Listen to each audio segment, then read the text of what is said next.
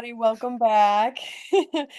I have a guest this week. This week I brought back Lindsay Barrack, the one and only, to talk about boarding stables.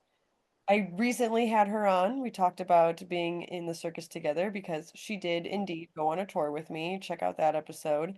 But I met Lindsay because she runs a lovely giant boarding facility down in Tallahassee, Florida.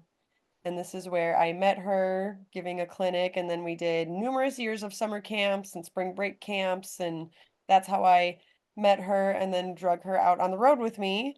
So she is the prime time go-to person that I ask questions about horse business and boarding stables and whatnot because, well, how long have you been doing this now? Since 2003, because I moved here in 2002. Yeah, I was 19. Oh my goodness. Not to mention, we were just scheduling this meeting and I was waiting for her to finish her lessons and get off the phone with clients as she's getting ready to take them for a horse show. So just like circus, this is very much a lifestyle, but I will let her tell the tale. First, let's just get into the parameters of what kind of operation you're running. So, Mahan Farm on Mahan Drive in Tallahassee, Florida is how big? 113 acres, Ooh. How many horses?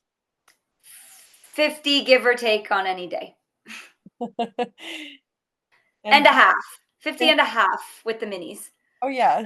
Well, if they're two minis, are they a half together or are Yeah, they they're each a half because they're dwarfs, so they count as one. quarter? Um, yeah, can you give us a down low of what it is Mahan Farm does or stands for? Because it's much more than just boarding, and that's why you're so popular. So we are, I guess you could say, primarily a boarding facility, but we also have shows here on property. We have training programs for horses and riders. We have school horses for people without their own horses. Um, and we are part of a couple local organizations as well that have shows here. And we consistently travel to shows out of town. We are fortunately only 3 hours from Ocala, which is horsey paradise mecca. So we spend quite a bit of time in Ocala as well. And that is primarily what we are and what we do. We are my eventing team. So the majority of my show riders are eventing or show jumping or straight dressage. And then we also have quite a few boarders that are just pleasure riders that don't do any showing or lessons. We have quite a few retired horses these days, including quite a few of my own that don't do anything. Um, yeah, so I'd say that's primarily what we are and what we do. Yeah, you guys are busy, busy, busy. You and your boyfriend, partner, are the hardest working people that I know. So you were, as you guys got into this, he was a farrier and you were a trainer, right? So you guys Yes. were able to blend your services, offer more services, yet continue to provide your original services, and you still do, right? He does some trimming here and there, and you're giving lessons all the time, right? Yeah. So I was running a small facility blindly at 19 years old. I rode on the equestrian team here in Tallahassee for Florida State University. My trainer um, asked me, we were working together at a facility that we basically reopened. It was a very old facility that had just kind of been left to sit. She approached the landowners, she signed a lease, we kind of worked on it together, got it back up and running, took on, some boarders and training and blah blah blah. And then after, I want to say, like 6 months, she was like, "I'm ready to start a family and blah blah blah, and I don't have time for this anymore. Do you want to take over my lease?" And the property owner was fine with it. So I was under 20 years old and took over a 22 acre with 15 horses boarding and training facility. Kind of got thrown in the deep end and I figured it out as I went. And then a few years into that, I had met Brett and he became my farrier. My current farrier retired, and then um, a year after that, he got offered the opportunity to take over Mahan Farm because the people that were currently running it, their daughter grew up and moved out and stopped riding horses, and they didn't see why they wanted to stay here and keep taking care of a farm. And we spoke to the owners, and here we are, 16 years later at Mahan Farm.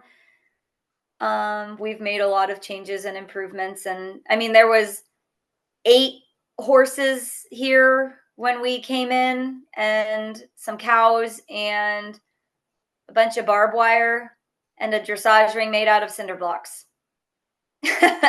And now we are a fully functional eventing facility with multi-level cross-country courses and water complexes and jump rings and dressage rings, and redid the barn. And yeah, so we, did a little bit every year and did as much as we could. And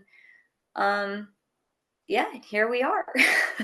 You are, yeah. You guys offer pasture board and stall boarding. Yep. Pastures are magnificent. They're huge. Yeah, very spoiled horses. So, can you tell us what it is like a day in your shoes? And might I add that you are the ideal perfect person to do this because just me being your friend, I know how restless you are. And it's a lot of work. Yes.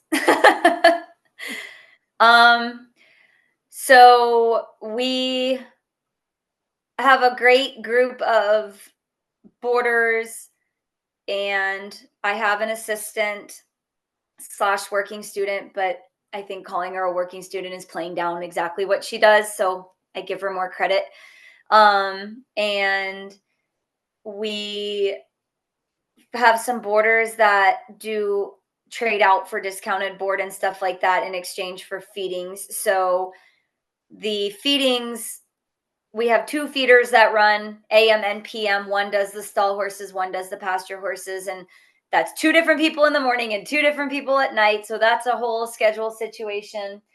And then, obviously, like, people get sick and people have to leave town. And if I can't, so that's when we pretty much have to fill in as far as the feeding of the horses is concerned. But we've got it down, like a well-oiled machine. It doesn't take very long, believe it or not, because there's about 8, let's see, 7, 8, 9 horses in the barn, and about 40 horses out on pasture, and they're all big pastures, cross fenced. So the biggest herd that we have out here is 6, and that's actually in the biggest field back here behind me.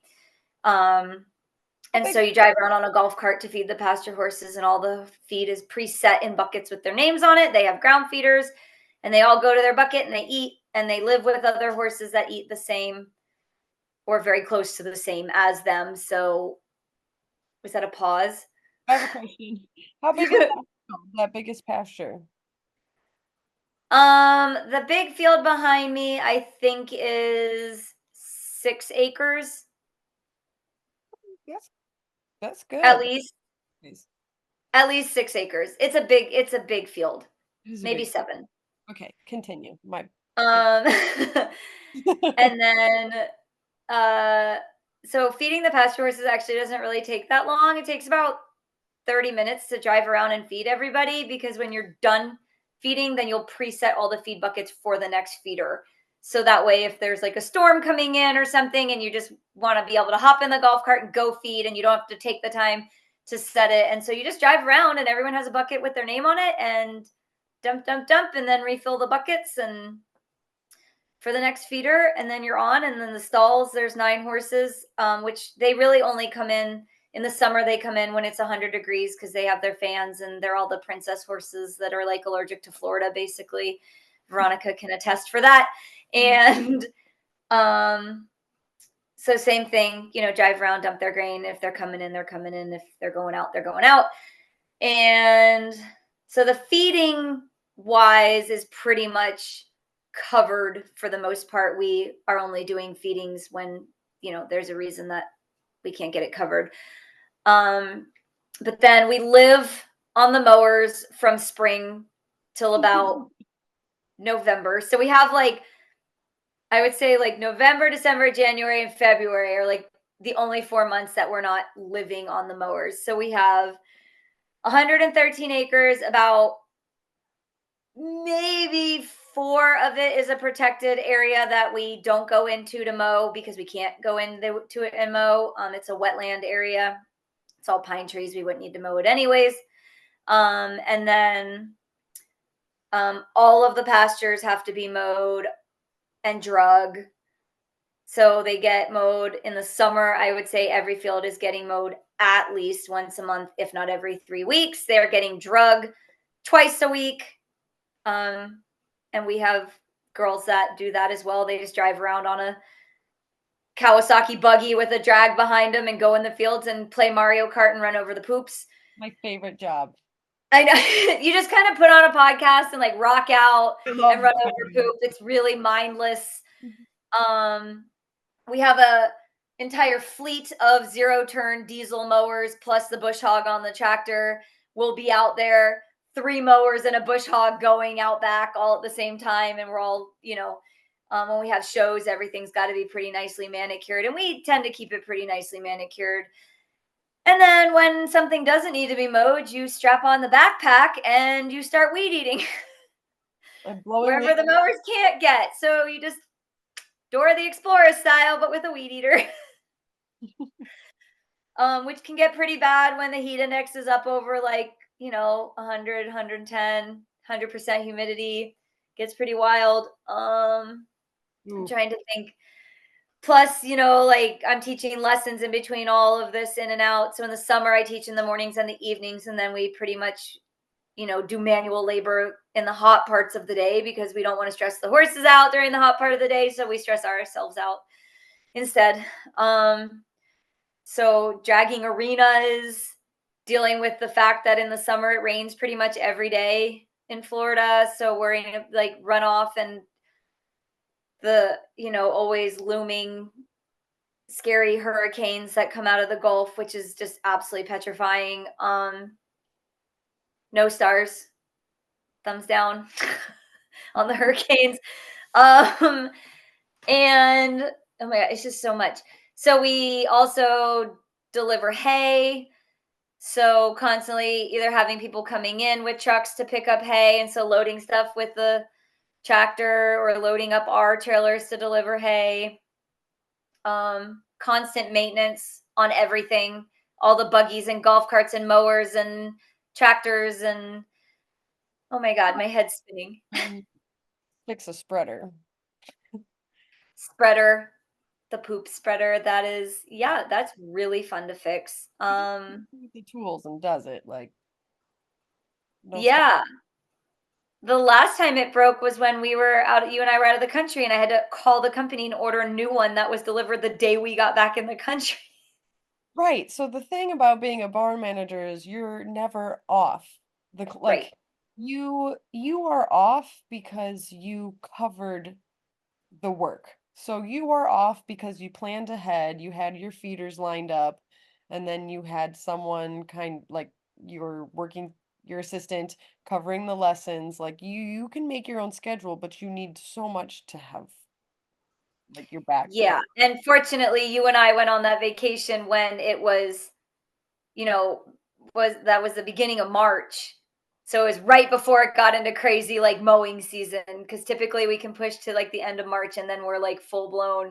So at least it wasn't okay, I'm abandoning all of you for a week, 10 days, bye. So, but it takes an immense amount of planning and scheduling and multitasking, and my phone tells me what to do every minute of the day. My calendar is just, okay, you'll have an hour time to go weed eat. You'll have 2 hours of time to go mow. here's the schedule from here's when the dragger is going to be out here dragging this week. Here's all the lesson schedules. Here's all, and I'm keeping not only my schedule for lessons, but I also schedule all of my assistants' lessons. So I have a shared calendar with her. Then I'm also scheduling like Brett's hay deliveries. I'm scheduling when hay's coming in, when the septic guys are coming, when the porta potty guys are coming. We also run a horsey hotel out of our barn, which is winds up how I met Veronica. Was her friend stayed in our horse hotel for the night, and that's when we talked about doing a clinic, and Veronica came back with her a couple weeks later to do a clinic. And so, I mean, like, it's just a scheduling nightmare, and thank God for smartphones. That's all I have to say. Because my phone will literally just give me an alert and be like, hey, you need to get off the mower. You have a lesson in 5 minutes. How many lessons do you do a day on average? On average, I would say like 4 or 5, and then my assistant is doing like 3 or 4. Yeah, that's a busy that's busy. So, and you're so far are talking about like the regular maintenance, everything's good.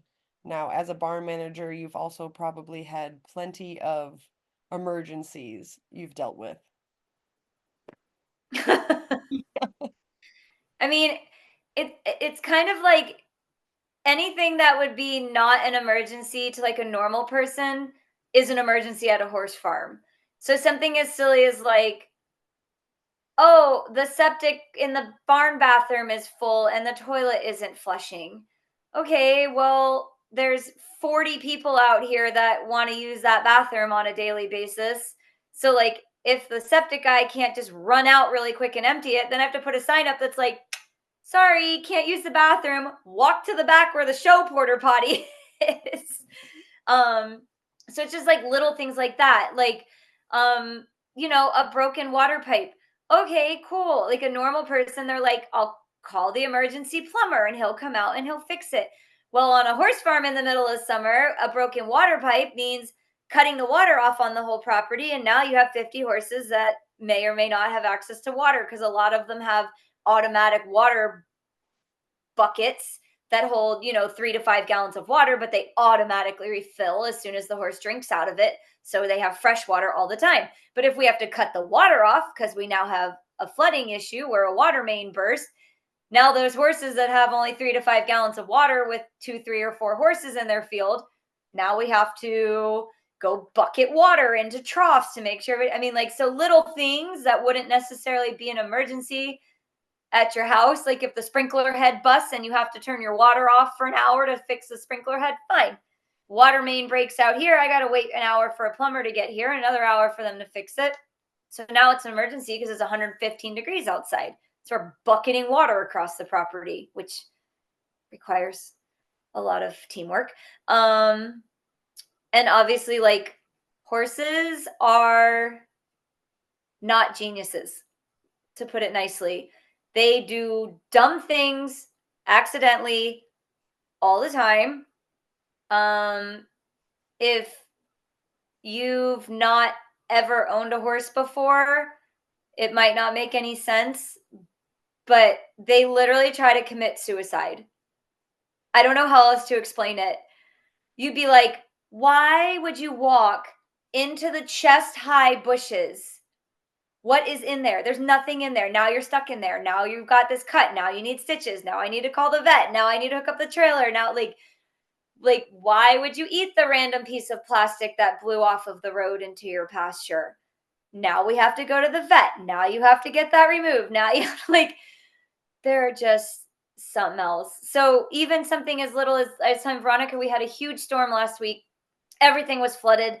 The water came in from the other side of the street, like the other side of the highway, and just flooded into our front fields, over our driveway. The horses have bridges in their pastures where they can cross over the water culverts, and the bridges were underwater. And so much debris and trash from the roadways and the neighbors' houses and stuff like that were in the pastures, and we're physically up there just picking up trash.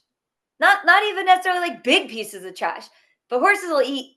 Oh, what is this shiny little bottle cap? Oh, I'm going to eat it. And now you have a problem. So any little thing can immediately turn into an emergency and then take up the rest of your day or week or 2 weeks. um, so yeah, there's, we're good.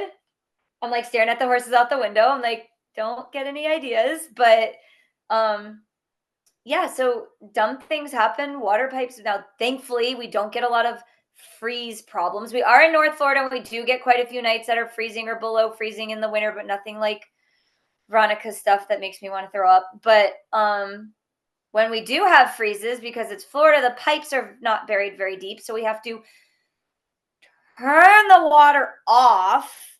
So in the winter, they get troughs, and we turn the water, we go around and fill all these, 50, 60-gallon troughs, turn off the water main, go around and drain the water out of miles of pipes on the whole property. Like, have to physically drain the water out of the pipes because they're so shallow in the ground that it'll just freeze and crack the pipes. And then, yay, another plumbing emergency. And that also includes the water main, which runs to our house. So we have to like shower and do all this stuff and then go turn the water off and then go around once we're showered in the cold, in the dark to drain pipes. Hey. And she's not salty about the winter at all. I don't know if you can tell. I finally put my winter ski bibs in the wash today to put them away for the season. I've never been skiing, by the way, but I have all the ski clothes because if it's below 55 degrees, I am freezing. Freezing. Like, I'm currently in sweatpants in Florida in my house. And the air's off because it's plenty chilly. Midwestern. Tomorrow night it's dropping down to 47 randomly for no reason. And I'm freaking out because I already put all my winter clothes away. It's not winter weather. Yeah. So So I touched on everything being an emergency. Continue. to talk about horse emergencies. Now, Okay. like your place is a great place to board at because you can handle, and tell me if I'm wrong, like you're the expert on boarding. Um, you have been there for so long and have a good reputation that you have been able to network and have good relationships with vets so that like I've seen you just be able to boop boop boop text your vet. And that's, if I'm looking for a place to pay to keep my horses, I want that. I want someone who's educated, who has a good relationship with the vets, so that, if there is an emergency, it's not going to be long before it's addressed. Now, Right. you know, Well, you personally know that because we did have an emergency with one of your horses when you were here, and Lindsay stayed up all you're night. right. My vets came out and they hooked up IV bags in the stalls and had gastro, tube in his nose, and you and I slept in the barn with him, and you made a TikTok all night, and that was fun. And it was cold. Remember, it was cold. I was cold and freezing. Silly. Yeah, so that is having a good relationship with your vet is absolutely the most important thing ever. Paying your vet bills on time. And, like I tell my boarders and clients here, I say, you know, all of our vets are very good about letting you, put a card on file, make a payment plan, do what that kind of stuff. But I tell people, I'm like, if the vet calls me to say that you haven't paid your bill, trust me, you'd rather the vet deal with you than me because I don't want to piss my vet off. Um, Because we do have a lot of horses. So, like it's an absolute miracle when we make it through like 2 weeks without like a nick or a scratch. I'm not saying something like the vet needs to be involved in, but I mean they're horses. They're just horses. Like we got one that got like a sunburn on his back because he's got a white spot on his back. And he was so upset about it, like just something as stupid as, okay, well, it's Florida and he lives outside, so now he has to wear a UV sheet. But I mean, every little thing you could possibly think of, like it will happen. And some of them are more accident prone than others. And, you know, my farriers, multiple farriers come out now and, shoes. Sport horses are wearing shoes and they're constantly losing shoes. And then when it rains and there's mud, they're losing more shoes. And I don't know that my farriers are a huge fan, except we do pay our bills quickly. When I was there, you guys were boarding a horse with canker in all 4 feet? Yes, he was a temporary board sent over from our vet. Well, one of our vets, yeah. And they were like, "We know that you are very equipped to deal with this. You know how to, dress feet properly and blah blah blah, and he needs to be in a sand stall, which we can provide medical sand. We can provide stalls with, uh, they're like big stalls, so they're medical, so they can still move around and lay down and eventually open a gate to like a small paddock, a small sand paddock. It could also be used as a foaling stall. However, I don't know. Just no. Um, no babies, no breeding. It's just a whole nother ball game I don't like dealing with. You had a Um, border baby, though. I'm sorry. You had a border baby. Yes, but it wasn't born here. Yeah. And he's out in the big boy field now. Yeah. He's out. It was really funny when it was flooding because he had to swim across because his bridge was underwater and he was in like up to here swimming. I think like 3 now, right? Yeah, he just turned 3, but he's still kind of little. Yeah. He a little guy, but he's adorable. Happy. Um, so yeah, the vet sent over a horse that needed all 4 feet wound dressed every single day, and the owner was a young girl and her mom, and the mom really knew nothing about horses, and the young girl, I mean, she was like 13. There was just no way she was gonna be able to do it by herself. Um, and he did wind up having a full recovery and going back to being a barrel racer wherever they were before. But yeah, it's cool. That's it. Full recovery of canker in all 4 hooves. Yeah. Yeah. So moral of the story is boarding horses is not for an average Joe. Like there's a wide range of experience and education you need in order to handle basically anything these horses want to throw at you. And how about the people? How is dealing with the Hey, people? on that note, it was nice talking to you. No, it's really not that bad. I mean, like, you've got to be kind of like, I've learned to become a more go with the flow kind of person. Like, so we have boarders, students, clients, whatever you want to call them, from the age of like 8 to 80. So we've got like the little kids that come out for their lessons. We've got the really serious show. I don't want to say kids because it's, adults and kids. And then we've got like the pleasure rider, trail riders, and then like the like older, more mature ladies that just come out and hang out with their horse, and every day they're here and they're just hanging out with the clover patches under the big oak trees eating their lunches together. And um so lots of personalities, right? So I've gotten better about like vetting people, essentially.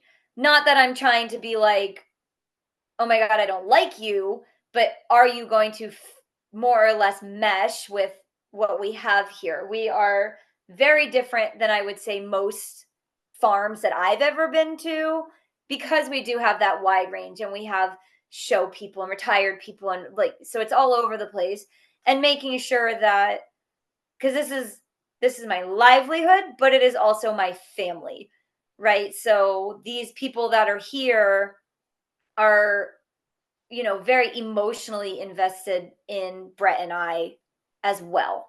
So it's not just feed my horse and, we never see them.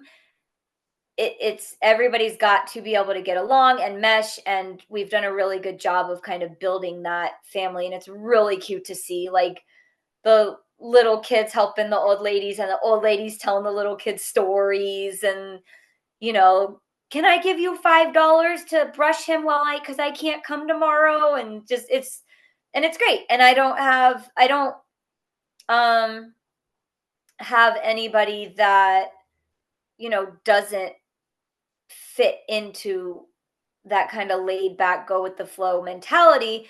Because if someone like that does wind up boarding here and they're like a little too tightly wound and they will figure that out on their own. And typically they're like, I really want to go to a barn with an indoor arena and an air conditioned barn and this is just too much for me kind of thing. Like, we don't rarely have we ever had to ask people to leave for issues other than like a couple people that stopped paying. But we've never really had to be like, we don't like you, get out. That's good. And I mean, when you were just talking about them being your family, like you literally have had holidays with some of these people, Yeah, and most of them. you have you got a birthday party recently. So on the video format, we'll put up pictures. These boarders, right, gave you a huge birthday party. Birthday week, birthday month. Yeah, it was a big birthday. Yeah. Oh, I I guess it's on camera. I got to go the other way. 40. more. I There was we looking go. at 40. And it's flipped on the camera. Um, yeah, that was great. So like I said, it really is, much more investment than just you boarding your horse here. We do, like an open table dinner, Christmas Eve dinner, an open table Thanksgiving dinner, where, we just open up the house and fill the tables with food buffet style. And anyone that doesn't have anywhere else to go, come on. Like, I think one time we rented like one of those big party tents and set it up in the yard, and we had like 50 people here. Like, we're like, bring your friends, bring your family, bring a side dish, like whatever. Um, so yeah, it is really important that everybody is cohesive, because, that one, weak link in the chain can really break down and cause a lot of drama. And we just don't do drama. We have a no drama clause in our board contract.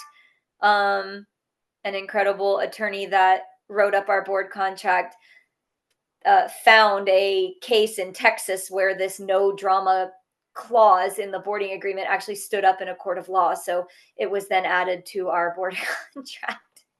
Good. I mean, Um, you guys have had your barn has been full with a wait list for how long now? um, we're pretty much almost always full at this point. I would say like the first maybe like 5 or 6 years, which were like growing years, and we were taking down all the old fencing and putting in the new fencing and building arenas and stuff like that. Um, but I would say at least for like the last 8, maybe more years, we've been pretty consistently full. And you've had boarders who have been with you since the beginning, right? Yeah. Well, there's the couple that, so when we moved here, remember I said there was 8 horses here. Hmm. Of those 8 horses, um I'm trying to think. At least 2 of them are still here. I'm trying to think, but I know at least 2 of them are still here. And I think the other ones, either the horses passed or the owners moved before we took over the farm. That's 16 So, years. yeah. Oh my goodness. Yeah. And then we have like people that were our very first like new boarders and stuff like that that are still here. Quite a few of those. There's a lot of people that have been here with us almost since the get-go. That's amazing. Well, and then I still had the other farm, the smaller farm, at the same time as this one. So that we were doing the 2 farms consecutively for almost 5 years, or not consecutively, like at the same time for almost 5 years. So we had the 2 farms going for Simultaneous. most part. So is the reason Mahan Farm works so well is because we have all these different little pockets in the farm of people doing their own thing. And so you're the barn manager, you provide a boarding facility, and then you're a trainer to those who are seeking your training. So mostly the kids that you're taking to eventing and taking them to shows and whatnot. So there's a part where lines don't get crossed because they're not per se seeking your services. So it's like the horsemanship people do their own thing with their own trainer. Your eventing students do their thing with you. You got dressage ladies doing their thing with their trainer. And so, can you just get into, just briefly, like what that is like, what that feels like to have all these different types of communities within the community? It's fantastic because I can't do everything for everyone. And nor am I the end all when it comes to training horses, nor am I, that's why Olympians have trainers, right? There's always somebody better than you, or there's always someone with better eyes than you that can see things differently or explain things differently. And so, I'm fairly decent at horsemanship. I'm not you, but I'm pretty good at groundwork and natural horsemanship stuff. But honestly, with as many students as I have and as many horses as we have going, do I have time to go help all of the people here that like to take lessons with our horsemanship trainer? No, I don't. Could I? Yes. But I would have to back off of something else. A Hmm. lot of the times there'll be, you know, what the horsemanship trainer out in the field working with an owner and their horse. I'm in the jump ring working with one of my students, and then someone's over in the dressage ring taking a dressage lesson at the same time. And it's all going on at the same time. So there's no way I can do that, nor do I really want to, because I think everybody kind of has their specialty and their niche. And, like there's a dressage trainer here on property and there's a horsemanship trainer here on property. They both board both of their horses with us. So that's great because it's kind of like a good give and take because they are still getting an income because our business is here, but we're still getting an income because our business is here. So they're paying to keep their horses here, and then they're offsetting some of that with the lessons that they teach. We also bring in lots of clinicians and things like that because I personally like my students to have opportunities like that to ride with other instructors. I always say, I might have been telling your kid for the last 6 months to put their heels down, but then, John Smith comes in and tells your kid, point your toes up. And now all of a sudden your kid understands how to push their heels down. So I think that it is always absolutely amazing to get as much education as you can afford. um, and I'm not currently showing, I don't currently have a horse going, but I'm constantly educating myself. And I use that word educating all the time because I think there's always more to learn. No matter if you're the best in the sport in the whole world, there's still more to learn. And so I'm constantly, doing seminars. And I also like to stay very educated on like the veterinary side of things. So we're very fortunate that both of the large equine hospitals here in town do a lot of these educational seminar things. And I try to go to those every single time. Like you're just going to hear something from someone that you've never heard from someone else, and it's just amazing. And I just always want to keep learning because then I can pass that along. My boarders will come to me, we play the game Stitches or No Stitches, and it's really funny because they'll be like, do you think this needs stitches? And I'll be like, nope, spray some wound stuff on it, it's fine.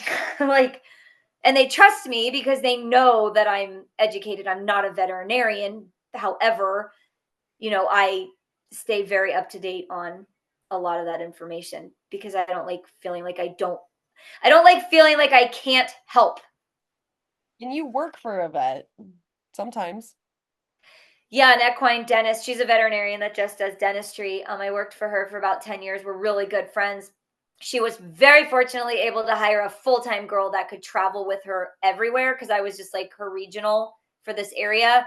And she was able to find this amazing girl that travels with her everywhere now. So she doesn't need like different techs or whatever in each region. So Yeah, no, it's beautiful what Mahan farm has is a beautiful thing.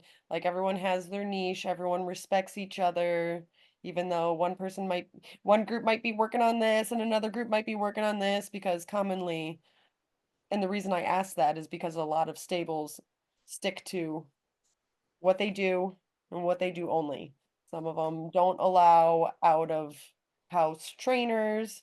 It's very common, at least in the Chicago suburbs. And we get a lot of non-disciplined stuff, but we get a lot of, if it's a hunter jumper barn, it's going to stay a hunter jumper barn. You're going to learn from this person. You're not going to let, like, they won't Yeah. break that braid. Those paths will not cross. So Yeah. I think that's Well, also, and if we weren't as so like my other farm, the smaller farm, like what we do here wouldn't have worked there. Mhm. Like as far as the multi-disciplines and the multi-trainers and stuff like that. A lot of it has to do with the fact of how fortunate we are to have as much space as we do. Yeah. So like if there's one arena, and I know like up north you guys have a lot of like indoor arenas, like, and they're not like huge. So like there's no way that you could have three different lessons going on in a jump arena in an indoor, like if one person's wanting to do like liberty over in the corner, how's that going to work with the horse that's jumping, with the horse that wants to do dressage? Like, we're very fortunate in terms of there's plenty of space out here that you can go work on whatever it is that you want and no one's going to be offended. I think it's cool though. I think it's cool.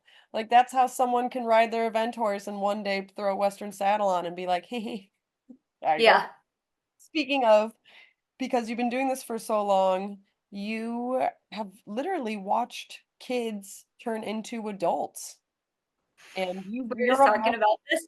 you're a mentor also. So you're not just boarding horses, you're not just training, you have been a mentor for many people. Yeah, that's getting scarier as I age because I look back at like like the kids now that are like in their mid 20s that I've been teaching since they were like 8, 9 years old, and now I'm like like going on vacation with them and stuff like that. And it's scary because I look back at when I was 19, 20 years old teaching kids and kids that are looking up to me, and I was like, "Oh man, I probably shouldn't have done that. I probably shouldn't have said that. I probably shouldn't have let him take a sip out of the drink." Like things now that you think back and you're like, "Oh my god, I could never do that now," because there's all this like safe sport and things like that. It's really funny because there's a lot of new things because of horrible people in the industry, not horse industry, just in general, gymnastics and swimming and Oh, stuff where yeah. yeah, so it's a little different because you have to be very like careful because these things are in place. Like I have to take this annual recertification of this safe sport thing, essentially to learn like good touch, bad touch. You can't text a minor without their parent being in the text. You can't, stuff like that where you're just like, okay, I do that every day. And you don't even think about it. Yeah. Like, hey, it's too windy, we can't ride, or hey, it's stormy, we can't ride today. And so, but yes, I, as a mature adult now, knowing like these kids like really, really, look up to you and quite a like they're always here. Like a lot of the kids that ride are like homeschooled or do virtual school because of how much school they would miss going to horse shows and things like that. And so they are around um a lot.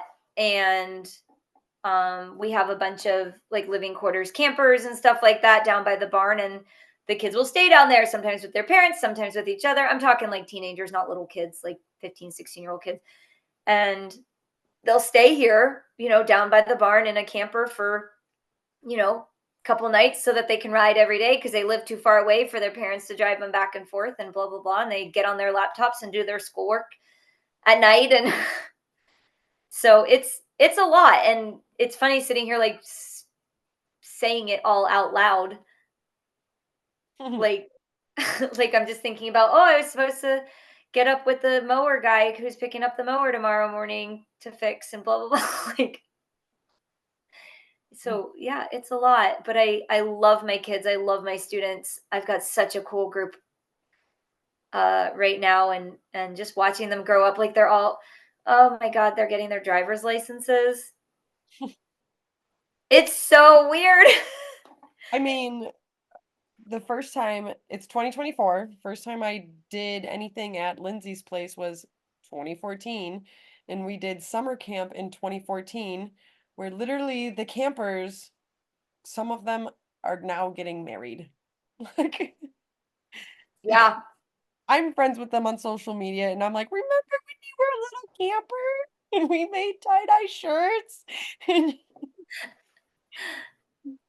Yeah, it's crazy. It's a lot. But like I said, that's why it's more like a family. Like I am raising some people's children. Like, and I'm always like, yeah, I don't have kids. I don't want kids. And everyone's like, that's because you have like 30 of them. Like everyone always says that. They're like, you have kids. yeah, you do. They're like they spend more time with you than they do with their parents. And I'm like, yeah, yeah. Yeah. So when you're boarding horses, you are mentoring children, you're giving therapy to adults, you are, you know, the the low key, easy injury vet on site. Nothing that requires a trip to the vet or a call to the vet, but all the other stuff, yes. Oh, that's a lot.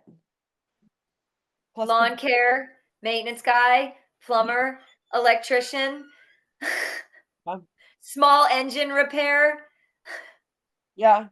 Yeah, I've I mean, I've dropped off that Kubota at the at the repair place for you. I remember that. I've I've pitched in. Yeah, it's always something.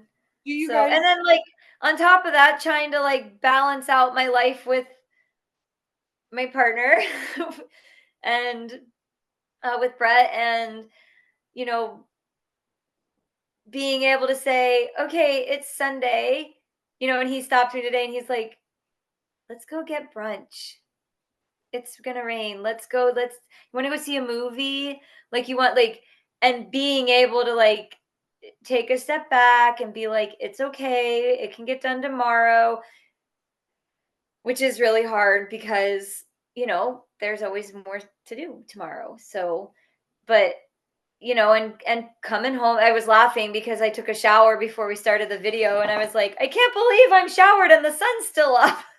yeah, And making dinners and taking time to sit down and watch a TV show together, and so it's hard. And to all of the people that do this and have children of their own, more power to you, because I literally don't know where you would find any more time in the day. there's not enough. There never is. And I don't have all this, but even taking care of my four horses and the dogs and myself, it's like there's still not enough hours. Mm. Yeah, that's Yeah, self-care is pretty much out the window. Oh yeah, and I go to the gym every day. yeah, I you're crazy. I 'Cause the want to be I want to be buff like you, Veronica. I'm just picking up manure literally every day. Not going to the gym anymore. I- Um, so free time, you get it sometimes, but not a lot. But when it rains. when it rains, but worth it, right?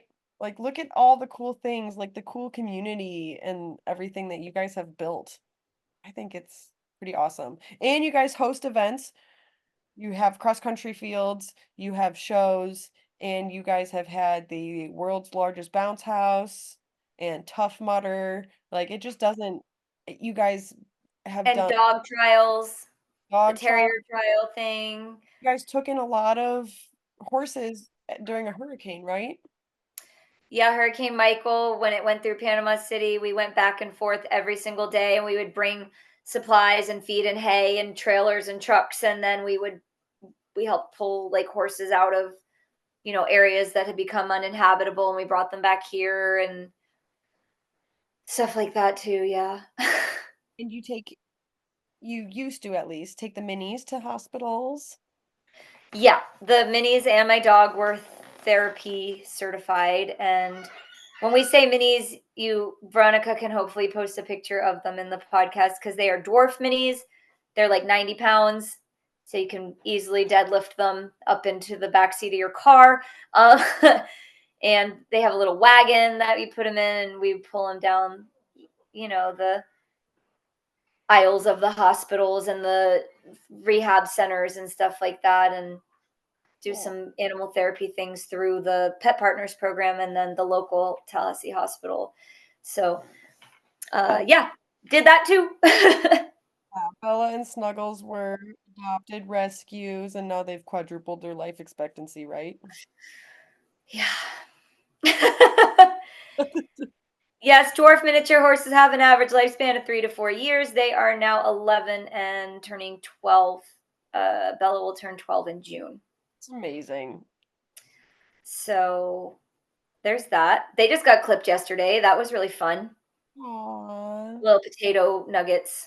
You'll have to send me a picture and then I'll put it on the video. Oh my God, they're so cute. A little In their coming. own special needs way. Oh, yeah. But cool. Thank you. Thank you for all this information. I think it's an interesting topic because just like circus, it's not a job, it's a lifestyle. Like it doesn't Yeah. you're never off the clock. If there's an emergency in the middle of the night, you are on site. You were the first one there most of the time. So, Well, yeah, we live here. are there any final messages, takeaways, summary, pep talk you want to give anybody who's interested in running a boarding stable? Or advice for people looking to board their horses?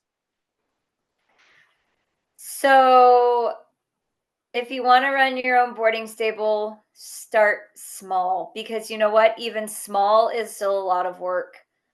And make sure that you have people that you really mesh well with and people that you would be willing to welcome into your family because those are the people that aren't going to drive you up the wall and aren't going to be OCD crazy and texting you in the middle of the night to ask if your horse got a fly mask put on. I mean, stuff like that. Um, just, it's a lot. Start small. Make sure you've got good helpers and people that want to board your horses. Don't be that person that's texting in the middle of the night to ask if your horse got a fly mask put on. Um, just try to go with the flow, try to really understand how much work the people caring for your animal are putting into it. And in all honesty, like what you're paying for board is probably not enough.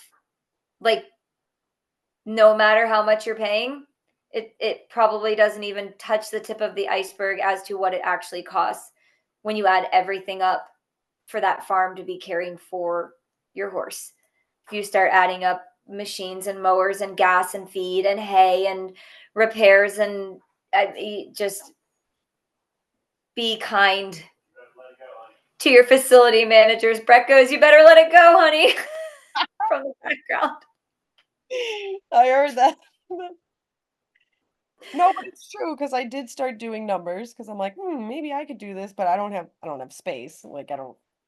But bedding, insurance, hey, Insurance. We didn't even talk about insurance. talking about insurance. Hey, you got a board contract. You had to have a lawyer write that board contract. Manure removal or the equipment to remove the manure. Yeah, mowing, like great. Oh, just it's not enough. And then the And when cleaning. you run a boarding facility, it's not just one insurance because you have to have liability insurance. You have to have care, custody, and control insurance for the boarding. So those are horses that you don't own, plus trainer's insurance, right? And that doesn't include event insurance. So every show we have out here has to have its own policy because those are non-bordered, non-clients hauling onto the property. So you have to have a specific event policy for that weekend as well. So like I'm just talking insurance, and you're looking at tens of thousands a year. So I mean, like, you don't, well, we have a large facility, so it's more because it's big and more horses and we have the shows and stuff. But you get what I'm saying is like that's one thing, Yeah. insurance. We haven't even talked about numbers on anything. We haven't talked numbers on anything. So like just be very aware what you're getting into. It's unfortunately, like, I have seen a lot of boarding places kind of go under because they bit off more than they could chew. Ask for help, ask for advice from people that are already doing it. Veronica is really, really awesome at being like, hey, I'm thinking about doing this. And I'm like, no. And I'll sit there and I'll run the numbers with you. Like we've done that where I sat down with you and on the phone and I said, let me run these numbers for you. All right. Now what do you think about that opportunity? Oh, So it's a lot when you start breaking it down, and it will cause strain on your relationships, your friends, your partner, your boyfriend, your girlfriend, whatever, because especially if they're not a horse person. Like, I'm fortunate because Brett is a second generation farrier. He grew up with horses, so he like mostly gets it. But like a non-horse person's going to be like, what do you mean you're still at the barn? Why can't the owner be there to meet the vet? Well, because it's my farm and the horse is here and the horse is hurt or the horse is sick and I can't just leave, and so it can be straining yeah. on that too. You guys used to get a lot of overnight that arrive in the middle of the night. Mhm. Mhm. Yeah, the horse motel thing, which um I've got these people here now that pulled up with this huge RV with a trailer behind it with a truck pulling the horse trailer, and they're like, "Where can we park?" And I was like, "That's a ginormous RV bus thing. Like, what do you mean where can you park? I guess in the field. I don't know." Like, and so yeah, meeting, and the property is secured and gated, and so at the middle of the night, okay, we'll be there at 2 a.m. So at 2 a.m. I go up there to open the gate and put the sign on, and then I'm like, "Hey, where are you guys at 2:30?" "Oh, I forgot to tell you, we're not gonna be there till 4." Thank you.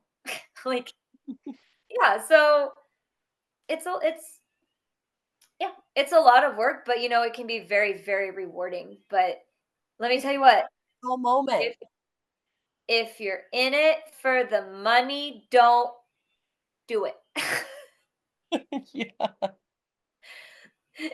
Because the minute you think you're ahead, you're like, oh, yeah, my boarding facility is profitable. Nope, something's going to break. Something's going to happen. And that's just boarding keeps the lights on. It does not make a facility profitable. That's the best way I can explain it. I know a lot of people who got into it who went gung ho, super excited, you know, 5 years later they're selling their place. Yeah. Yep. I tell people it's like being on like either like a travel ball team, like travel baseball, or being on the gymnastics team versus the gymnastics recreational kids that go once a week. So like the team kids are the overflow, but the recreational kids are what's paying the bills and keeping the lights on.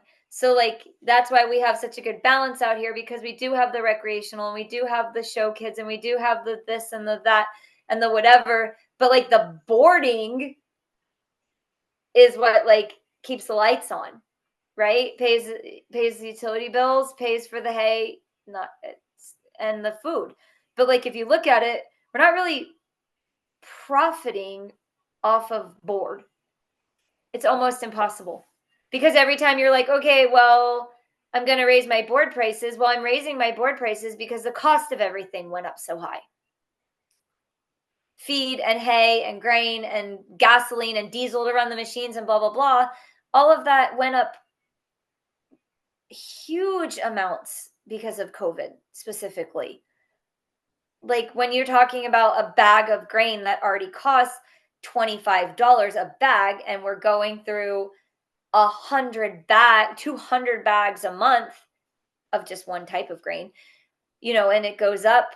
2, 3, $4 a bag, you multiply that by 200. Now, I'm spending an extra $1,000 a month just on that because it went up $4 a bag, $3 a bag. So, Not to mention you're Florida, so you're not putting lights on in an indoor arena or heat on in a barn, and you're mostly pasture board with horses going in inclement weather, which I'm all about because it's like a more natural state. You guys got healthier horses that are able to I'm all about keeping them out unless they need to come in. So you're not even having a stall guy do stalls every single day or like right. shape trailers of shavings and whatnot. Yeah. Ah, there's lights. I was like, what are you doing? I muted it and asked Brett to turn the lights on. I was like, I'm just a dark little circle now.